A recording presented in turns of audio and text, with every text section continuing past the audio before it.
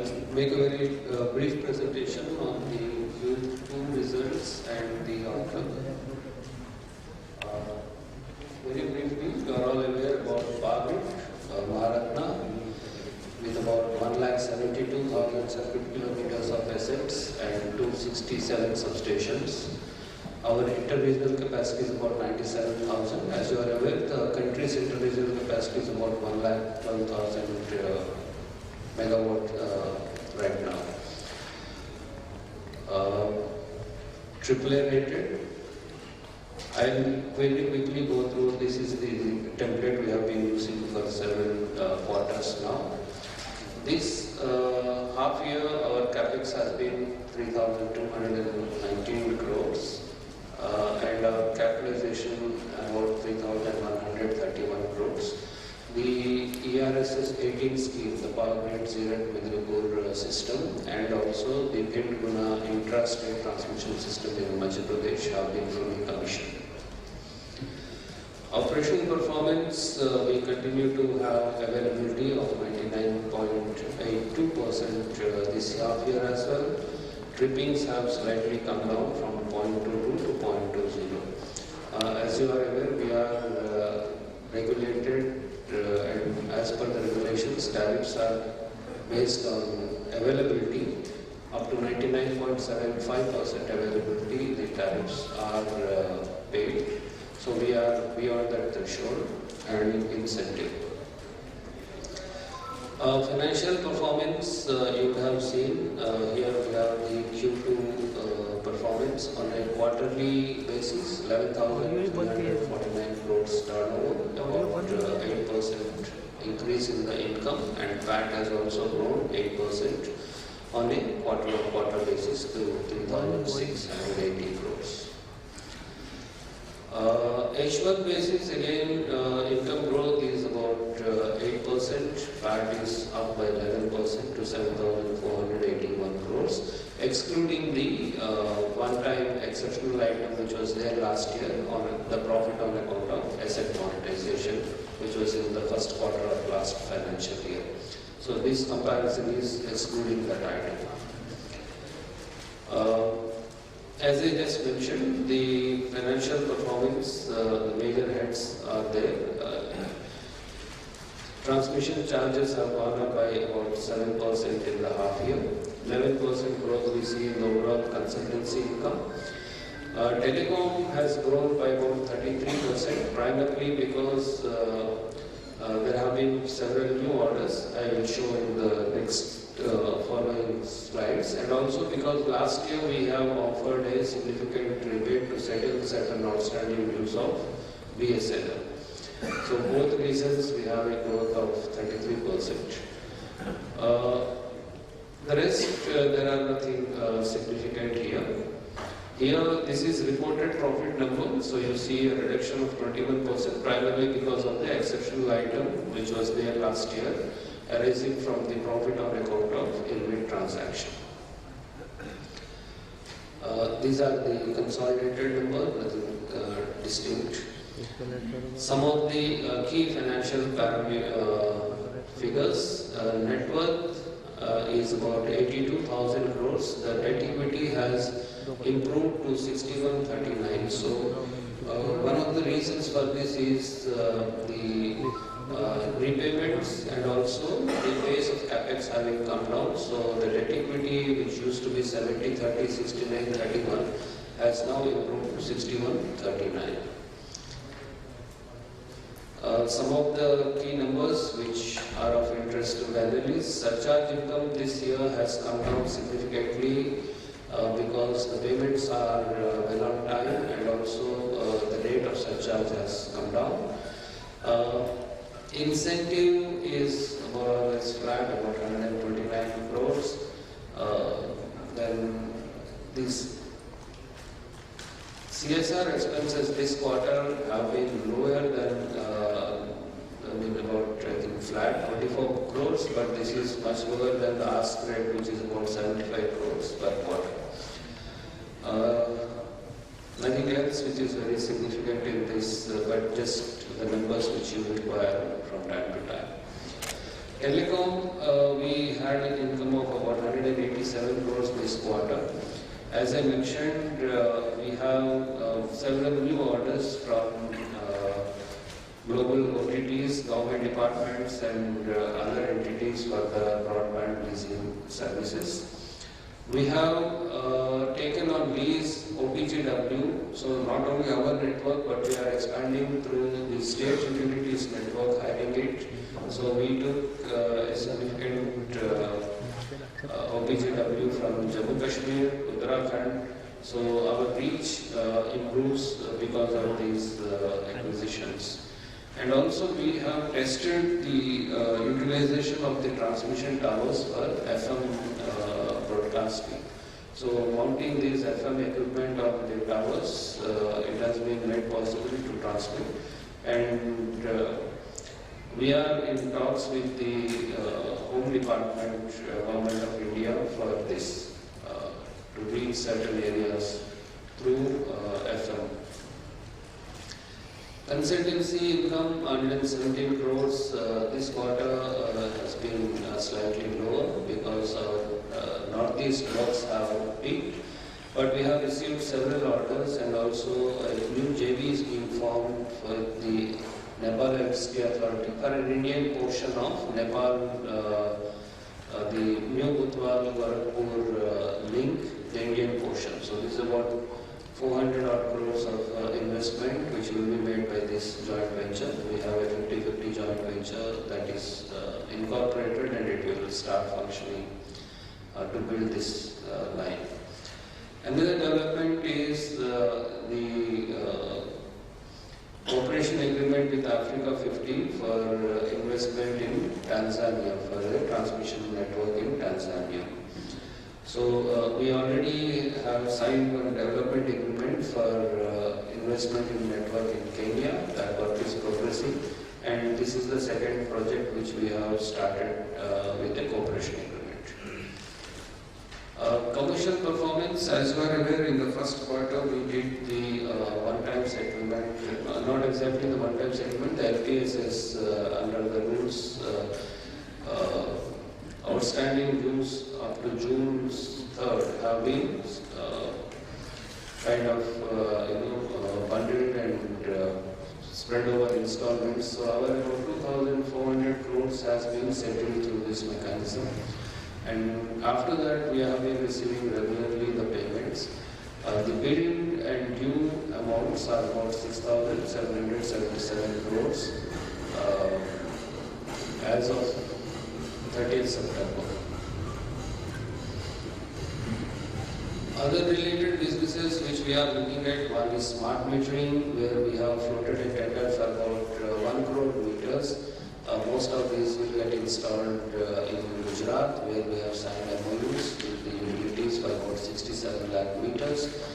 The tendering is in progress, evaluation, so maybe by middle of December we should be through with this. And in the first quarter of the next calendar year, we should see the orders and execution to start. The other progress is in Nagda. We have taken action. We have bid out for 85 megawatt solar plant. It will be used for ourselves as well as sold out, and those bids are again to be opened shortly. Two TBCB projects have been acquired in this period. One is the Livuj transmission system, and then there is the ER and ER transmission, which is two small works in the northeast and state of Bihar. In terms of our cyber security initiative, we have signed a long-term MOU with the Indian Institute of Science to set up Power Center of Excellence in Cyber Security to provide research facilities and do research in the area of cyber security for the grid. So it is a long-term commitment for 10 years. We will debut our people also, and there will be industry experts and research scholars studying various aspects of cyber security. We have signed an MOU with Odisha and MP utilities for establishment of state transmission asset management systems. So these are inspired by the National Transmission Asset Management Center we have at Manesar, about 260 substations. So Odisha and MP want for themselves such centralized monitoring and operations center. So those we are undertaking consultancy and project management to set them up for that. Under CSR, recently, this one of the flagship schemes of Harvard is the Vishram Sadans for patients and patient attendants. We are making Vishram Sadans, so this one at Darbhanga at a cost of 16 crores has been inaugurated by our Honorable Minister. We also won a few awards in this time, Employee Excellence, then Power Transmission from Devon Park Street, and then CSR works. We also have won several awards. Now turning briefly to the growth in the sector. As you are aware, we are now on the journey towards energy sustainability as well as energy security. So in that direction, we have a commitment of the government for 50% capacity to be from non-fossil sources by 2030. So it will require significant capacity addition, about I think 830 odd gigawatts by 2030, and the peak demand is expected in the range of 330 gigawatts. So there is going to be a significant growth in the installed capacity, particularly in the renewable segment, and that would warrant investments in the ISTS, because the investment in the tariffs for ISTS are waived currently till 2025, and then there is still a lot of demand for to extend this period beyond 25 as well. Be that so, there is a need for interstate transmission, because the generation sources are usually Rajasthan and far off places, where the demand is at different locations. So we will be seeing significant investment. About 1,40,000 crores is expected by 26-27, and similar number by 2030. So the growth in the transmission segment is going to be significant, and will pick up as the renewable projects are expected to come up and in line with the commitments we have made at various international fora. Currently we have about 45,000 crores of CapEx. This year our target is about 8,800 crores, similar to what we did last year. Next year again we expect to do the same number, but after that in 24-25 we expect it to go up in excess of 12,500 crores. So that concludes my brief presentation, and the floor is now open for questions. Thank you.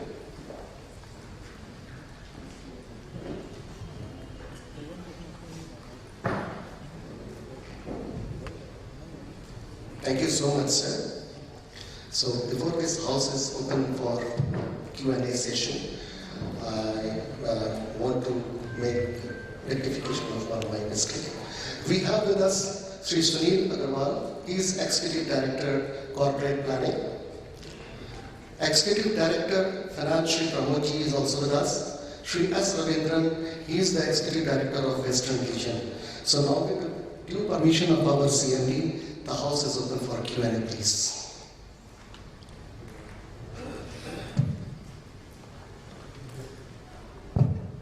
Thank you for a presentation. I have two questions, one relating to the industry and one relating to the company. The question relating to the industry is that the biggest link in this whole power industry in India are the discoms. And these, typically they are not, either improved efficiency or privatization, which is a long-term, time frame. Till that time, the only alternative is direct transfer of benefits by the government to the people who actually deserve it. Otherwise, you see that in most of the discounts, the percentage of theft, etc., and T&D losses are very high. So one, I require comment on that. What do you see as far as the power industry is concerned? And second, as far as the company is concerned, as you said that additional capacity which is going to come, 50% is going to come from renewable sources. Now, renewable sources, energy, wind, and solar, they have low, PLFs. So when they have low PLFs, your transmission grid, because you have to evacuate the power from, the source to the end consumer. So your evacuation grid to the main grid, that investment, how will that be compensated in terms of tariff? Because if the PLF is low, then your capacity, which is a CapEx, is lying idle for 50% or 60% of the time. Thank you very much. Can you please identify yourself? Yeah, sorry. My name is Sharat Chandra. I am an investment advisor. Yeah, I'll just respond to your two questions. As regards the industry, right, it is true that the distribution segment is the big link.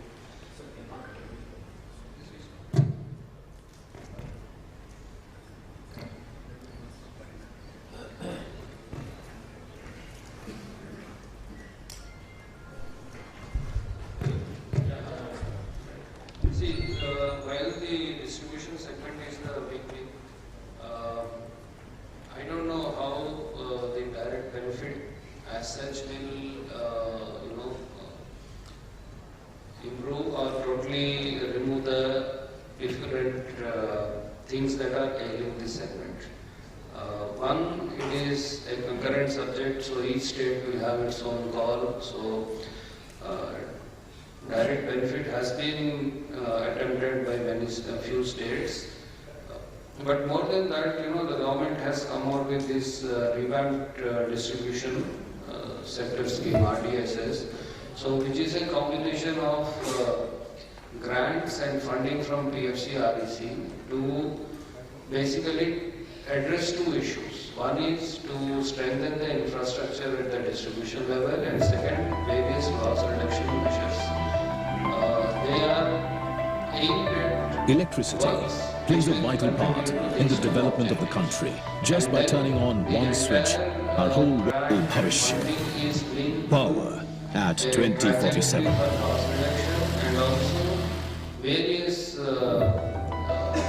initiatives which have to be taken. So they have to publish quarterly accounts, they have to do tariff revisions every year. So if they are not done, then their funding and grants will stop. So that is a kind of a direct relationship which has been provided under this scheme.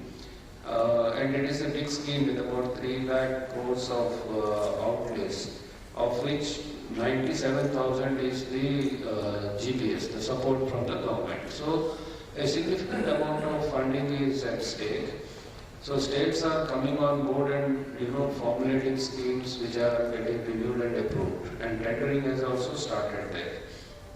So I think the government from the center is very much focused on making distribution utilities viable, long-run viability. That is the focus.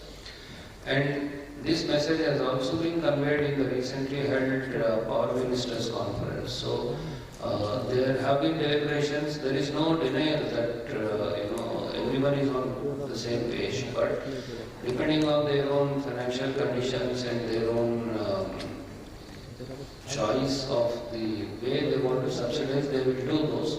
But the RDSS scheme has been brought to improve the health of the utilities. As regards renewables and the transmission for that, yes, renewables are low PLF, so the line utilization will be correspondingly low. But today the tariff structure for transmission assets is based on availability, not PLF. So transmission tariffs are not in dispute. What will be the bigger issue is the viability of the line, viability of the generation, whether that kind of a transmission costs can be borne by them. So two things are happening. One is what is the immediate evacuation, that definition is changing, so that is one. Most of the lines will be treated as grid strengthening. Second is that storage is also being looked at as an option to improve the line utilization. For example, in Ladakh, when we are talking of a scheme, we are talking of a large storage component also in going forward, so that the line utilization can go up to as high as 67 or 76%. And third is use of hybrid sources, so wind plus solar, so that they complement and then they come at different times and then the line utilization improves. So these are various methods which are being planned during the session. Yeah,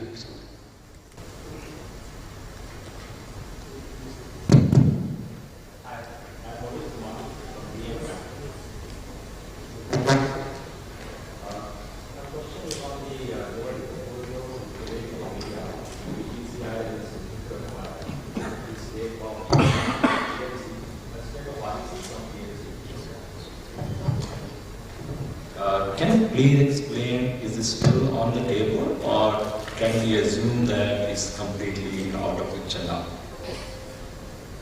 Yeah, I think it was much clarified long back that it is rejected by the government. So we were never party to that in the sense it was a proposal which was under consideration. It was clarified that it is rejected. So it's not there on the table now. Understood. Second is on the interstate transmission CapEx. The CA has come out with national draft electricity plan. The number is 14 trillion and 17 trillion for 2027 and 2032. We are talking about a number which is 2.8 trillion. It seems to be, on the lower side. Do you think we'll have some kind of national transmission plan in a few months? Is it CA? Yeah, it is under works. So what we are seeing is 1,40,000 crores is up to 27. Beyond that, it is still to be developed. So it is our estimate that we will require similar investment for up to 2030 generation. It is still under development. Various schemes are under discussion to optimize the investment in transmission. So we had spoken about the monetization. We had a target of 25 billion in the fiscal 23. Where are we right now? Do you think we're able to compete in the due course of time, or do you think it will get postponed to FY24? And does it mean that once this happens, the shareholders will get a special dividend? Sorry, I couldn't get you. Does it mean that whenever it happens, can we expect a special dividend? This year the target was 7,500, but last year we did more than the initial target. So this year's target we would like to it will be reduced. Second, there are still discussions around the timing and the quantum mode of monetization. So until those are resolved, it will take some time. As regards special dividend, yes, if there are premium realized out of monetization, we can consider. Last year we gave a special dividend precisely because there was inflow of premium. So if there is, we will be open to it. Understood, sir. Thank you. Understood.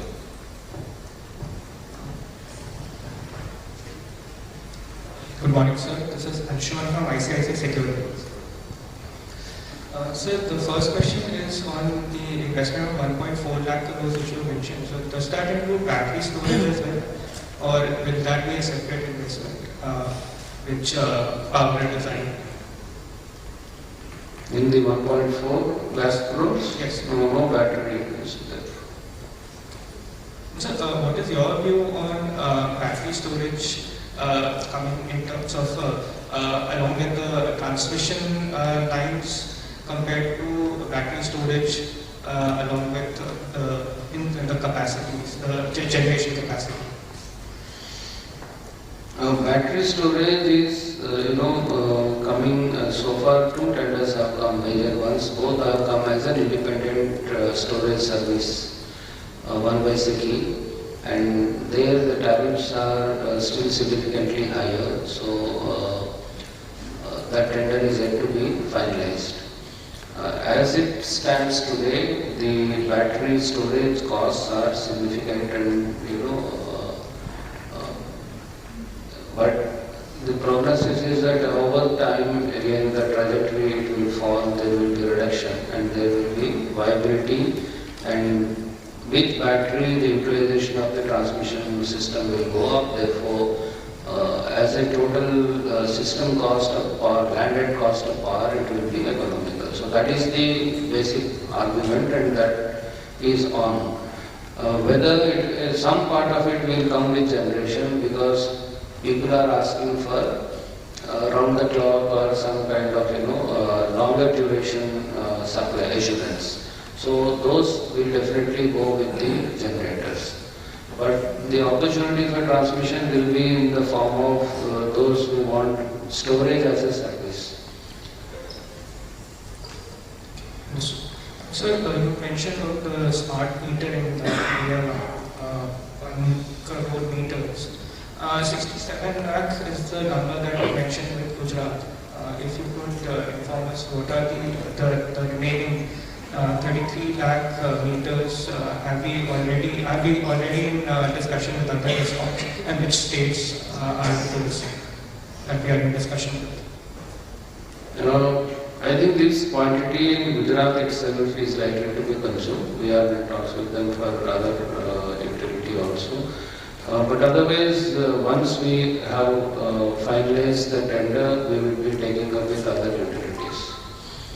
So far in the smart meter segment, the joint venture of our joint venture, we have a joint venture ESL, it has a joint venture with NIIF, IntelliSmart. They have submitted or in the process of submitting bids for about 4.3 crore meters. So many of them are yet to be decided. They are in the process. Through that entity, we would like to have about 2 crore meters participation. This 1 crore meter also? This will be through Power Grid directly, but through IntelliSmart again we are looking at the first stage about 2 crore meter targeted. Understood. Thank you so much. Yeah, hi sir, this is Akshat from ITI. Sir, if we look at our CapEx guidance for FY23 as well as FY24, we are saying we'll do roughly about 8,800 to 9,000 crores.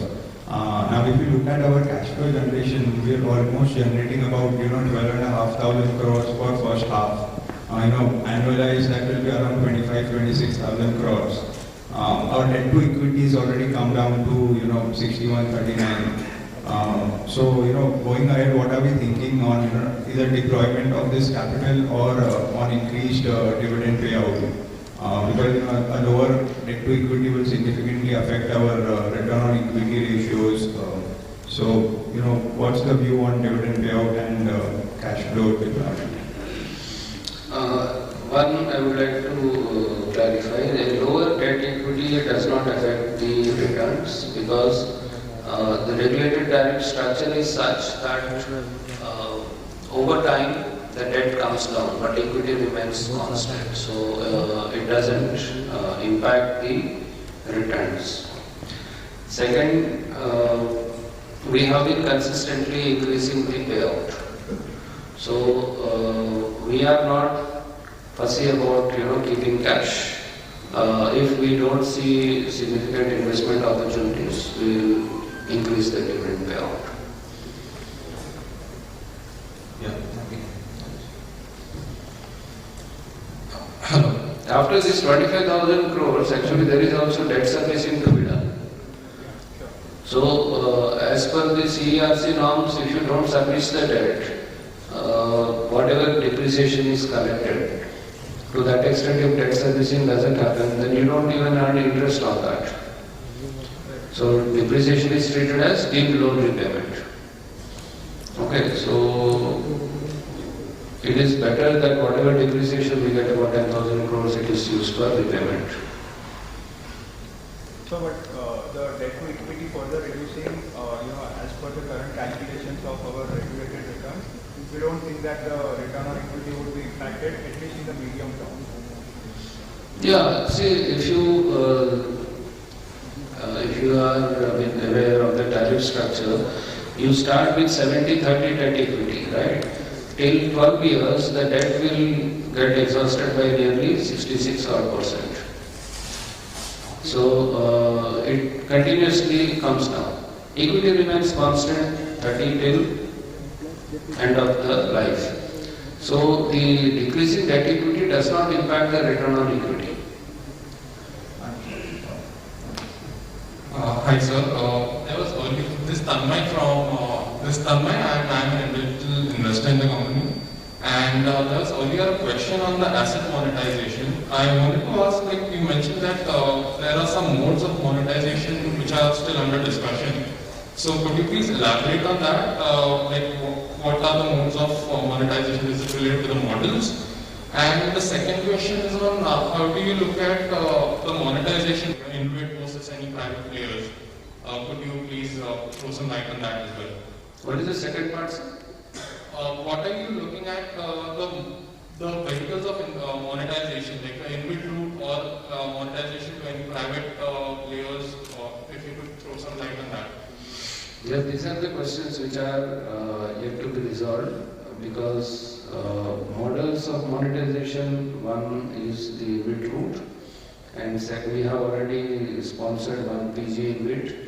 So whether we should put new assets only into that, or there are competing InvITs which compete with PG InvIT which also want to participate. So do we invite bids or do we? So those issues are to be resolved. And then even whether should we do a monetization or should we do a securitization, that is also one option. So one of our sister PSUs has done that.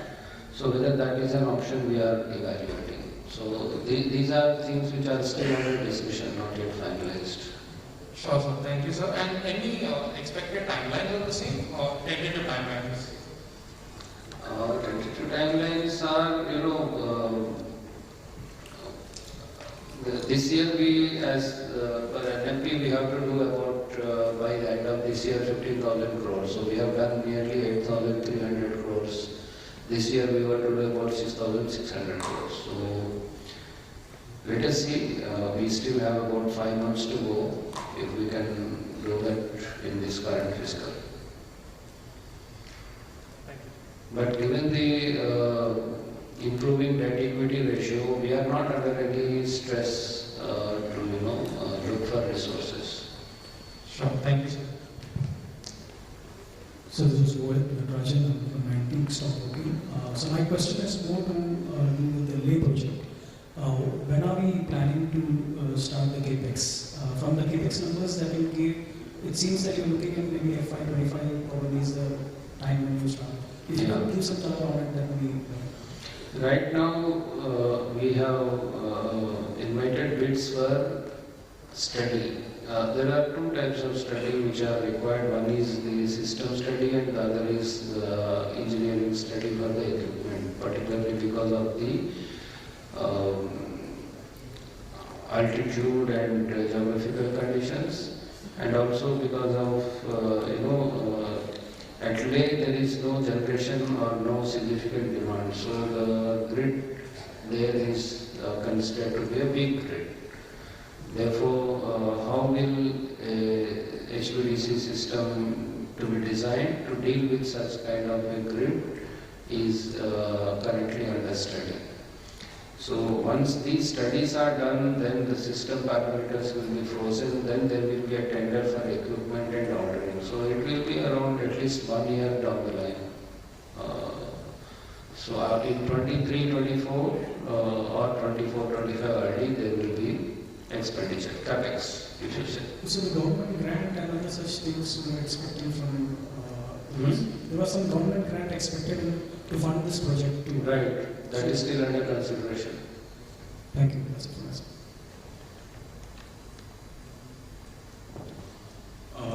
Hi sir, this is Nikhil Abhyalkar from DAM Capital.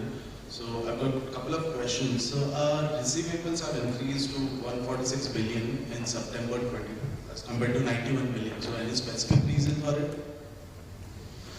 I think part of it is because of classification issue. The unbilled is also now part of the sundry debtors. So that is one reason. Huh? Yeah. So unbilled is also now part of that. Previously it used to be in other financial assets also. Okay. And so the bidding activity has been low in H1. So any specific reason for it, and when you expect it to pick up? One of our private competitors mentioned that there is an immediate opportunity of 280 billion, and most of it is stuck only because of the GIB issue. So any details on it? That is partly true. Due to GIB, some amount of transmission projects have been deferred. So as I understand, the bid process coordinators are going to the Supreme Court appointed committee to get the clearance. See, to get clearance from that committee for the route and overhead lines. So if they run the bid and then the winner goes and gets it, then it delays the process. That committee typically we have seen takes about 3 to 4 months to get the clearance. So rather than do that, the bid process coordinators have been I think asked to go and get the clearance and then float the tender. So that accounts for the delay. So any timeline as to when you expect it to pick up? I think in another 3 months or 2-3 months it should be there. Sure, sir. Thanks, sir. Good. Thank you. Hi, sir. Anuj Upadhyay from HDFC Securities, sir. Sir, any update on the Khavda transmission projects? I mean, any near-term bids which is likely to come up? The first one, I believe, had gone to the other party. So, any update on the second and third bids? And secondly, could you just quantify any near-term bidding opportunity, the size, probably for the current fiscal and next year? That would be helpful. Sorry, I couldn't get the second part. It's not clear. Can you please repeat? Any near-term bidding size or opportunity, sir? Any near-term bidding? One is the several projects in Rajasthan which will come up after the Supreme Court committee clears. And Khavda also there are I think second part 2 and all which are expected to come up shortly. Could you quantify, sir, the size of the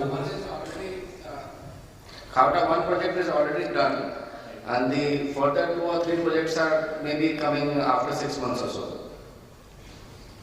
Could you just quantify, sir, for both the Rajasthan and the Khavda? About 24,000 crores is what is expected. Both together, sir? Yeah, together. Various schemes, Khavda as well as other systems.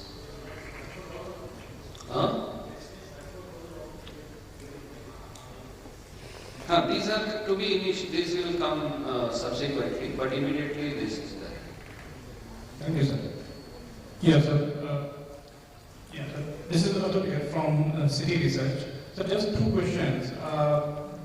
This ISTS CapEx estimate that you shared, 1.4 lakh crore rupees till 2027, and then the similar number between 27 and 30. How much of that will be TBCB and how much of that can be under nomination? That is one. And what can be your market share in that? So any color on that? And then I have one other A significant part of it will be through TBCB, much of it. Okay. And then we are targeting to get around 40 to 50% of that. Okay, sir. And so the second question is on this smart metering tender that you have put out. So what would be, say, the size of total procurement that you will be doing for this 1 CR roughly? And this expense or the investment that you will do, what is the revenue model around that? How are you going to recover and earn a reasonable ROC, and what is that ROC? So the investment in this will be of the order of say 7,000-8,000 crores, excluding the OpEx. And revenue model is very simple. We have to offer a per month meter rental. So for 90 meter months, we have to quote a meter rental, and that will be paid by the utility to power grid. These 1 crore meters are under the nomination route, so there are general broad guidelines for the tariff determination through competitive bidding route for the capital cost and operations. After that, there is certain project management charges, and then the WACC will be somewhere around 10%. So it is not in terms of ROE, but it is in terms of WACC. So we have to optimize on the cost of debt and see what kind of returns it will give. So sir, just understanding, so once you say supply it to the Gujarat discoms, they take it from you and then they install it at the... No, we have to install, we have to maintain them for 90 meter months. Okay, so essentially it is as labor or as operationally intensive as a typical distribution work where you would personally have to go door to door and install it and make sure that everything is working fine. Do you have bandwidth for doing all of that? And so we will engage agencies to do that. So we don't have to send our people to do it, but then we will have to have teams to supervise that, and there will be agencies who are equipped to do this work. And so just wondering, why would not the company itself do it? Because they already have presence on the ground. So isn't it, what is the thought process behind an interstate transmission company like Power Grid doing the operationally intensive work and not the distribution company which already has presence on the ground? So what is the thought process behind the scheme? One is the availability of capital, and like we also do the transmission work we do and get a annuity kind of revenue. So here also it is similar. That is one. And second, to design the system and to bid out in large number, that economies will come if we do it. Okay, thank you. Hi sir, Girish from Morgan Stanley. So first question was around the long-term opportunity of 2.8 trillion. Is it possible to kind of just understand the breakup of how much of it will be conventional versus green? And a clarification around that was the green energy corridor project.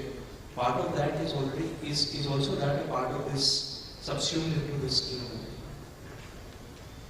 Conventional will be very limited because new capacities in conventional are not significant expected. Okay, maybe most of it is RE only. Which green energy corridor which we are talking? The one we already built it or the one? No, that is not part of it. The second one was around monetization. So just a clarification here that the regulated projects, have we received all the approvals now or are in place in terms of moving the regulated projects also for monetization via the InvIT route? No, regulatory assets, what do you want us to do? Do you want us to do regulatory assets also? No, I'm asking you, I mean, earlier there was this disallowance, right? Only the TBC. There was never a disallowance or ban on regulatory assets. There was never such prohibition. By the very structure we have, the TBCB are in separate SPVs, so to move them to the InvIT is easy. Regulatory assets are sitting on the main balance sheet, so you have to carve them out and then do transfer. So that is more complex and there will be leakages. So we don't want to do that as a preferred option. So final question was around battery storage. So, I mean, is there a thought process that you could float to the government that you become the storage operator for the grid, for No. some of the solar parks, etc.? No. It's not envisaged. Okay, thank you. Battery will be, as per the government guidelines also, anyone is free to set up a battery storage system and operate. It is delicensed, it is not transmission, it is not distribution, it is not generation, so there is no kind of restriction. It can be offered by any of the providers, or it can be offered even by independent battery storage service facility providers. Yes, sir. Again, Atul here from Citi. So, sir, just on this opportunity to monetize even the regulated tariff project. So, you touched on it, but NNP document also seems to suggest that to minimize this stamp duty / tax leakage, there is an alternative available where instead of transferring the legal ownership to InvIT, you could just assign the revenues to InvIT while the legal ownership remains with PowerGrid's main balance sheet. So have you done any checks on that or engaged any tax consultants on that, whether that scheme can work, or that is just like a initial thought process and that may not hold water? As per our study, assigning revenues may not work because it can be treated as a lease and subject to GST. So that is, kind of leakage. So for transmission assets, it may not work. So then it appears that there is no way to avoid this leakage, and hence any monetization of the regulated tariff mechanism projects, unless there is a change in law by government itself, is not feasible at this point of time. Is that right? No, that is not right. You can think of various other ways to do this. There are other structures which are feasible, and those are under discussion. Like, sir, could you elaborate? Because all of us have been wondering when we move on to the next step of monetization of even the RTM projects. No, for example, you can transfer the shares for a limited period in a TBCB SPV. The shares of that SPV can be transferred for a limited period and then they can be bought back. So that is effectively transferring the revenues. No, sir, I am talking about the RTM projects. I am not talking about RTM projects at all. Okay, so the RTM monetization is off the table. There is no monetization happening anytime soon. No, I am not saying that also. I am just saying I am not talking about RTM. When I said the monetization, I am looking at it agnostic, RTM or TBCB. Which one makes more sense, which is easy to execute? The TBCB are housed in SPVs. We have enough TBCB assets which are available. So, what is the rationale to shift and do an RTM asset, which is that much more difficult? So, the objective of this exercise is to raise funds. If that objective is to be met by, easily by monetizing TBCB assets, then it should be the first preference. Because RTM assets by their very nature are sitting on the main balance sheet, so you have to carve out. Then either you have to do a demerger or you have to do some other structure and then transfer them to the new entity. So there is a, is it not difficult that every year if you have to do 10,000 or 5,000 crores of monetization, that you do a demerger and run the whole scheme to take out some assets? Because it is only a demerger that the stamp duties and all are exempt. So to us it looks very complicated. Okay, sir. Thank you.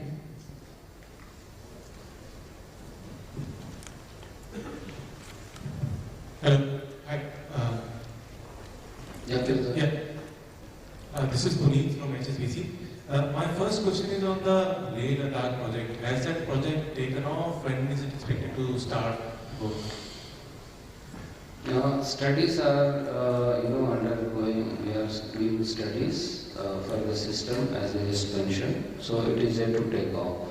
It will, I think, at least a year away. A year away. Before you put in the first CapEx? Before we do the First CapEx? FY 24 or 25 you would want to work with? Late 24.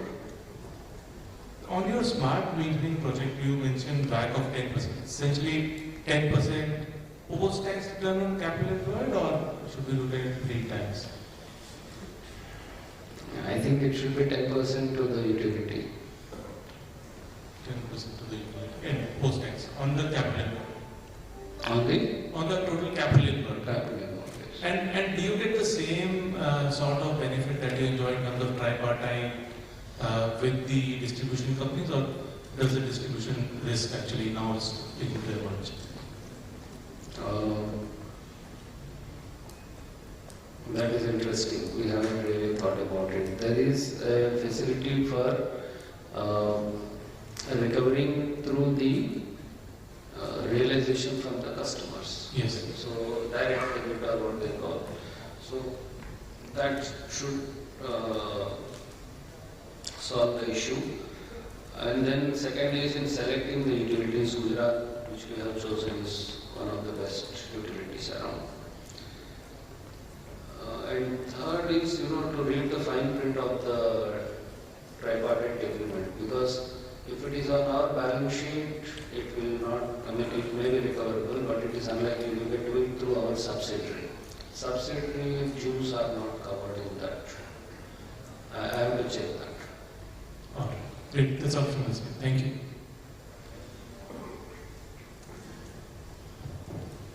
Yeah.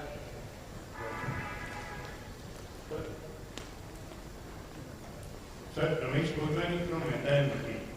You gave considerable importance to smart metering. That is, the way we look at it is, T&D losses will come down substantially with the installation of smart meters. So my question was, sir, to what extent, if you, like you are taking Gujarat as a model state, so if we install in the entire state of Gujarat these smart meters, to what extent are we looking forward to reduce the T&D losses in percentage, or will it be eliminated completely?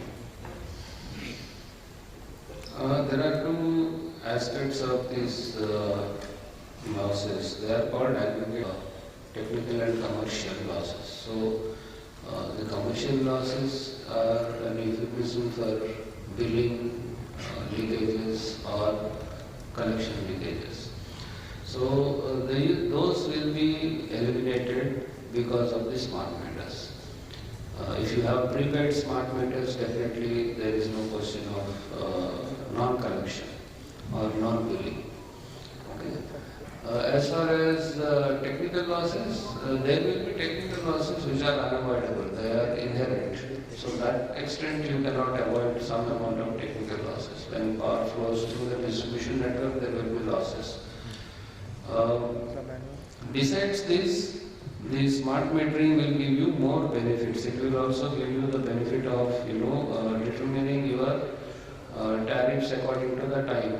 So time of the day tariffs, then peak shaving, then you can do demand side management. You can incentivize people to switch on some loads at different times where you have low cost power. Do more analytics on the data which is generated by the smart meters. So there are many benefits. It's not just a reduction in T&D losses.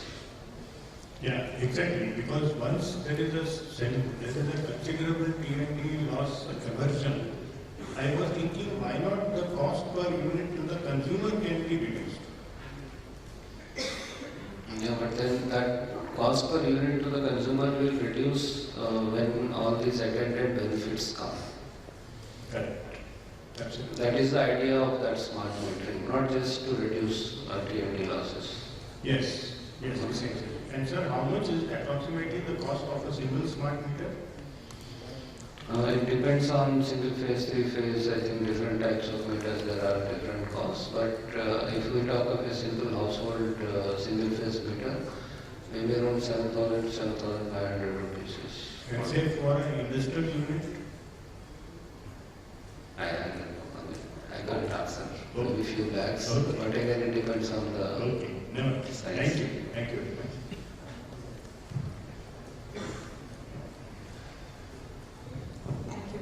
Sir, this is Deepika Mitra from JP Morgan. Just one question on the Leh project. You mentioned that CapEx will probably start 1 year out. Just in terms of how the project will start generating revenue, is it going to be towards end of life of project or whilst in parts as it gets, some portions get made? It will be typically, I mean, there are 4 phases. As each pole is commissioned, you can earn revenue. But then the timeline between the poles will not be very large. Say, for example, if the whole project cycle is about 6-7 years, so you can think of earning revenue from 5th, 6th, and 7th year, something like that. Understood, that's very clear. And in terms of what is in globally is a lot of investment going into grid automation because of higher share of renewables. Can you give us a little color as to how do you expect these investments to pan out in India over a 4-5 year period and power grids role in the same? So grid automation, there will be several aspects. One is that because of the renewables, there will have to be new investments in, say, equipment like STATCOMs to maintain the voltage profile and all. Those will be part of the ISTS network. Then at the individual utility level, grid automation will be in the form of, as I mentioned about MP and Orissa in my presentation, they are looking for transmission asset management centers for their intrastate network. So those investments may be done by the utilities for remote operation and monitoring their network, or they may ask us to do, and that can be an opportunity either for project management and consultancy services or investment. Then there is also the investment in the communication network for the grid. The state utilities want their OPGW network and communication infrastructure to be augmented. So that is giving us an opportunity, particularly I think in the northern region and eastern region. These are the 2 regions, no? Northern and eastern region, where SCADA upgradation. So there we will be doing the investment and recovering tariffs to annuities. So, another aspect is the digital substation. So these are substations where there will be communication between the equipment and the control centers digitally. So you will avoid a lot of cabling and improve the communication infrastructure. So that is again another dimension in which investments will take place. So one of these we are now building in Navsari. So in Navsari we are building a digital substation. We have previously upgraded one at Malerkotla in Punjab. One more we are doing in Chandigarh, which is a new substation, and this will be the 3rd one, Navsari. So these are some of the dimensions on which digital grid automation investments will kick in. I said Sumit Kishore from Axis Capital. So could you speak about the intrastate project opportunities for power grid, either through the JV route or through the TBCB route? What's really holding back? This is a large area of investment, and when will it be addressable by power grid? Yeah, the intrastate segment is rather slow. Many opportunities have come. We have built so far 2 systems, Guna wind Guna system, and 2 others are under construction, Meerut, Zimbabwe, and Rampur, Sambal. But these are not very, as frequent or as regular as we thought they would be. So, couple of developments, each state is now required to do what is called as resource adequacy study and plan for their capacities in the future, and accordingly also give their requisition for the general network access, the intrastate system. So I think there will be more systematic planning for the intrastate transmission, which will throw up these opportunities. Right now, because of their conservative investment approach, they are not building the network, and some of the states like Tamil Nadu and all, they are building on their own. So Odisha, Tamil Nadu, they are building, they are making their own investment, so they are not bringing them to the TBCB or joint venture route. Joint venture route, except in Bihar, we have not been successful elsewhere. They have not been very forthcoming. So states like UP, Rajasthan, MP, they are going for TBCB route. So JB hasn't really taken off, though we have approached, but there is some amount of reluctance.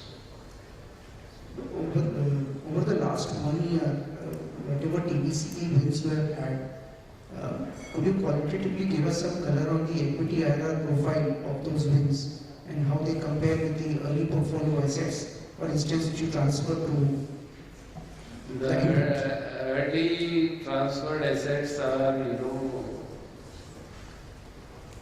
what you can say, they are much richer. Now it is not so. So would it be fair to say that the IRR here will be in the range of 11 to 12%? Yeah.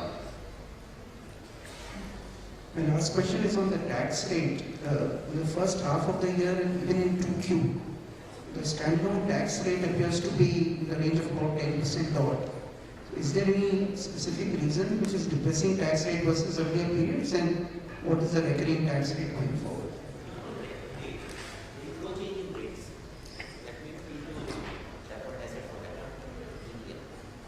Yeah, because we saw that both in the first quarter and the second quarter. So, either due to reversals of deferred tax. There is no one-off. No, there is no one-off. Thank you, sir. Relatively, our tax assessments and all are fairly straightforward. I think we are quite up to date on this.